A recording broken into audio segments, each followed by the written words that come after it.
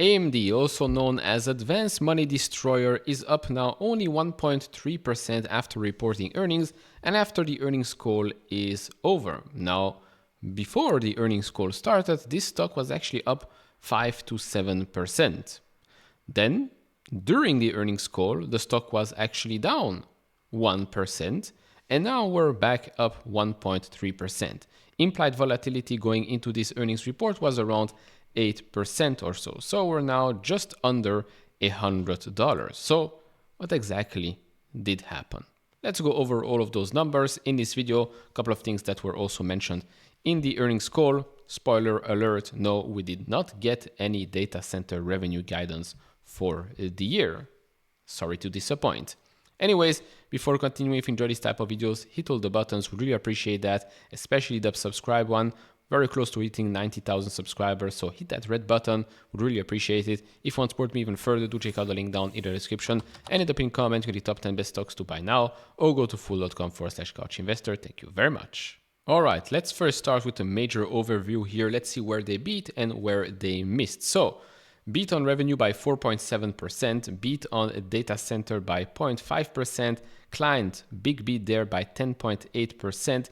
Gaming was also a very big beat here of 19.8%, but that did decline year over year. Embedded did miss a little bit by 3.7%, and that's also down 2.7% year over year. As for gross profit, that increased 40.3% year over year, and that's a beat of 4.2%. Gross margin was a small miss of 27 basis points, but that is still up 167 basis points year over year. Moving on to earnings per share, that was a beat of 1.8%, and that's up 54.8% year over year. Free cash flow was a big miss here of 52.2%, but that did increase 91.8% year over year. Moving on to the second quarter, they expect $7.4 billion in revenue. That's also a beat of 2.4%, and that would mean 26.8% year over year growth. As for gross profit, a big miss there of 18.8%, and gross margin also a big miss there, 927 basis points. Now, gross margin would have been 54% if you exclude the one-time charges that we've talked about before because of the exports controls. So all in all, you can understand why the stock went up before the earnings call started. It was a pretty good quarter, strong quarter overall. As you can see, this is the quarter right now. So yes, largest segment still is data center, but that is down quarter over quarter. Client side of things is basically flat. Gaming is up quarter over quarter, while embedded is down quarter over quarter. Now, if we look at the data center revenue, just that segment, that's up 57.2% year over year. Of course, the momentum is still there, but we will talk a little bit more about those China exports control impact on the next couple of quarters and on the full year 2024. But so far, we're still doing quite well. From the client side, I mean, this segment is not talked about enough. It's all about data center, but this one is, of course, growing and growing quite quickly, taking more and more market share. That's exactly what we want to see. So, data center segment. They said the following, some of the things we already know. So they're partnering with Oracle to deploy a large-scale cluster powered by the MI355X accelerators and the 5th gen EPYC processor.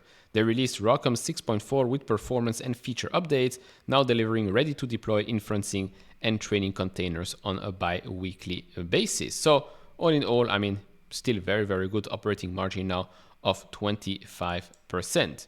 As for the client and gaming segment, remember that's now a segment that's reported together and not separately anymore. So $2.9 billion, of which $0.6 billion or just over $600 million is gaming. And that new segment's operating margin sits at 17%, up from 10% same quarter last year, primarily driven by higher revenue and a richer Ryzen processor mix. As for embedded, like I said, I mean, it's down 3% year over year, but just remember, when this thing starts to grow again, this is going to be extremely good for the overall business, because look at the operating margin right now, still 40%. Overall, on a non-GAAP basis, this is basically it. Gross profit is up 40% year over year, gross margin up 2 percentage points year over year, operating income up 57% year over year, operating margin up 3 percentage points year over year, net income up 55%, and diluted earnings per share up 55%. Yes, down quarter over quarter when it comes to operating income, margin, net income, and earnings per share.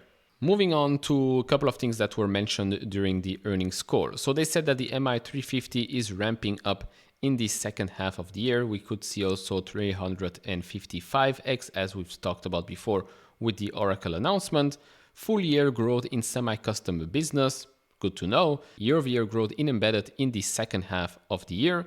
When it comes to the full year export impact, they're expecting $1.5 billion of impact for the whole year, $700 million impact in Q2 already, and then the rest in Q3. MI308 exclusion will impact data center revenue sequentially. They said that data center GPU is going to be flat in the first half, if I remember correctly, versus the second half. They do still see strong double-digit growth. Again, I don't know what that means. Strong double-digit growth can mean a lot of things. Unfortunately, again, we have no clear answer. But they did say that they expect to grow in Q3 and in Q4 year over year. They also said that they gained server CPU share as expected. Major cloud providers are heavily developing Turing programs. Epic is now deployed by a significant number of top companies across multiple key industries. Hyperscalers are expanding their use case of Instinct accelerators for various Gen AI, search, ranking, and recommendation tasks. Always great to hear. Training engagement for Instinct GPUs increased with major hyperscalers, AI and enterprise customers scaling their clusters. I mean, to be honest, I thought the stock would jump on this comment, but I guess not. So, okay. Record client CPU ASP was driven, ASP's average selling price, for those that don't know, that was driven by strong sales of high-end Ryzen desktop and mobile processors. Ryzen Pro PC sell-through grew by over 30% year over year due to new customer wins and increased availability in commercial systems.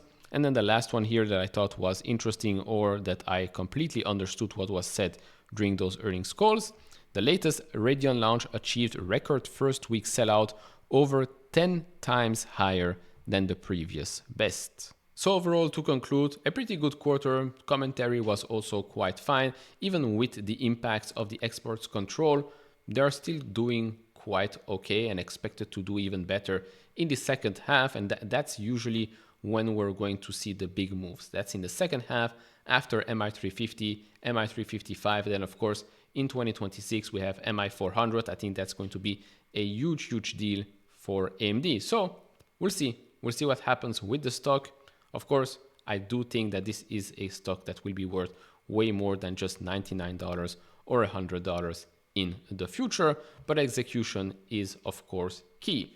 What did you think about the quarter, the commentary during the earnings call? Let me know down in the comment section below. Like, subscribe, do all of that, and I'll see you all in the next one. Bye bye.